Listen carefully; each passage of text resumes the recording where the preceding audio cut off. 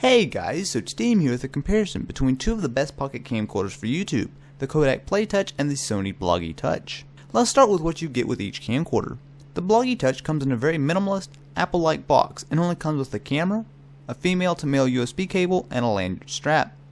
Kodak is much more generous with the PlayTouch, with HDMI, RCA A, and MicroUSB cables, USB power adapter, lanyard, battery, and a carrying pouch. Taking a closer look at each camera, you'll find that there are some pretty major differences.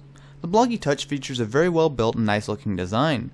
It features 4 or 8 GB of internal storage with no SD card slot, as well as a non-removable battery. The front is all brushed metal with a 37mm f2.8 autofocus lens in front of the 12 megapixel sensor, a mini HDMI port on bottom, power button as well as the shutter button on top, and the tripod mount and flip out USB arm on the right side of the camcorder. The PlayTouch has a largely plastic construction, which just isn't a match for the Sony. On the other hand, it works with normal SDHC memory cards and has a removable battery, which can be a big plus. Size-wise, it's nearly identical, with the Kodak being just a little bit wider overall. Up front, you'll find the 33mm, 44mm at 1080p, f2.8 autofocus lens with a 5 megapixel sensor, mono microphone, and an IR receiver for an optional remote.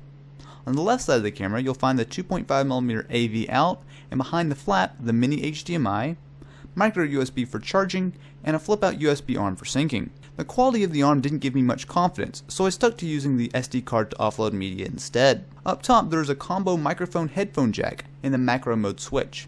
On the right side is the power button and SD card slot with the tripod mount on bottom. The Bloggie Touch has a nice weight to it and feels like a very premium product all the way through, from the feel of the buttons to the assuredly solid USB arm. The back features a 288,000 dot 3-inch 16:9 touchscreen and the record button.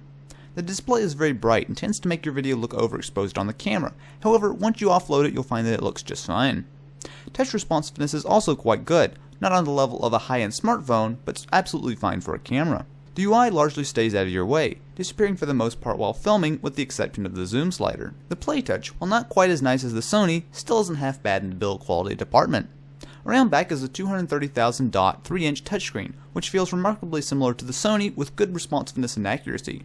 What isn't as nice is the fact that while shooting video, only a small portion of the screen is actually used, which is a shame. The UI takes up the majority of the screen, and while it's laid out quite well, it really makes the nice screen become a bit of a waste. Using the Bloggie Touch is about as simple as it gets. Press the on-off button, and within a couple of seconds you'll be shooting video or stills. Video is recorded with the red button below the screen, and pictures are taken with the top shutter button. The ergonomics are quite good overall, allowing you to hold it in landscape orientation and take photos, with the excellent shutter button that allows you to half press to focus just like a normal camera. It also sports an orientation sensor, allowing you to rotate to portrait or landscape modes. An issue with this is that the tripod mount for the Bloggie Touch is on the bottom of the camera, forcing you to take ugly vertical video unless you have a tripod that can rotate it on the side. Just like the Bloggie Touch, the Kodak is very simple to use but has some additional features. With a quick press of the power button, the camera boots up and is ready to go. The record button below the screen will film video or take a photo depending on the mode with little delay.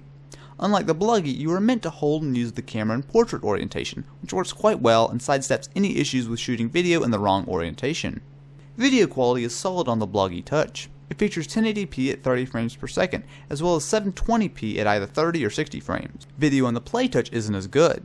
While it can also shoot 1080p at 30 frames per second, as well as 720p in 30 or 60, the video seems to be more heavily compressed.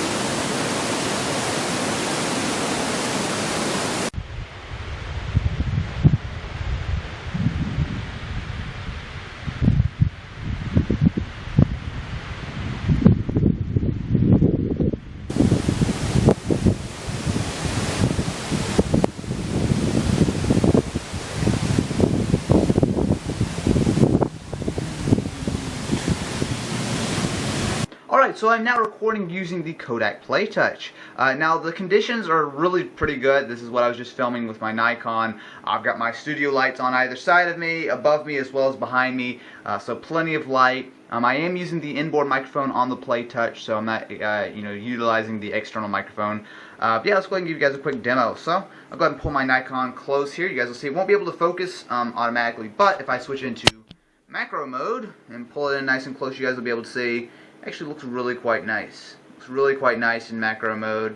You can probably even see if I pull it close enough, see through it. But there you guys go. This is a quick quality test of the Kodak PlayTouch. Alright, so I'm now recording using the Bloggie Touch. Now everything is the exact same lighting, same sound environment, same all that stuff. And you'll notice a couple of major differences. The first of which is that it is a much wider field of view. So as opposed to the Kodak, which you guys see was a little bit more zoomed in, this, as by default, does have a wider angle lens. In addition to that, if I go ahead and pull the camera up nice and close, you should be able to see that it will autofocus. Not too bad there. And I would say that is pretty close to the camera. That is really quite close to the camera. So anyway guys, this has been a quick test of the Sony Bloggie Touch. Overall, each camera has its strengths. With current pricing just over $100, the PlayTouch is a solid choice if you're looking for a camera that will spend most of its life on a tripod with an external microphone connected.